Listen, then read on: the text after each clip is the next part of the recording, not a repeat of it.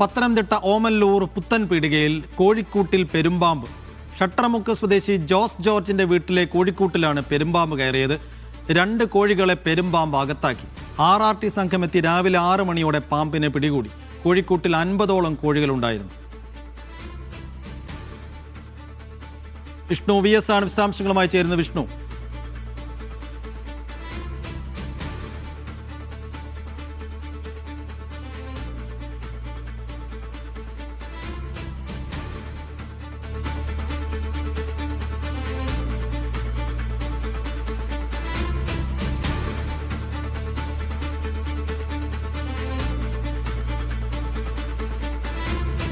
കോഴിക്കൂട്ടിൽ കയറിയ പെരുമ്പാമ്പ് 2 കോഴികളെയാണ് അകത്താക്കിയത്. മൊത്തം 50ഓളം കോഴികൾ അതിനകത്തുണ്ടായിരുന്നു. എന്തായാലും 2 എണ്ണത്തിനകത്താക്കിയപ്പോഴേക്കും RRT സംഘം അവിടെ എത്തി പാമ്പിനെ അകത്താക്കിയിട്ടുണ്ട്. എന്തായാലും പാമ്പിനെ പിടികൂടിയത് വലിയ ആശ്വാസമാണ്.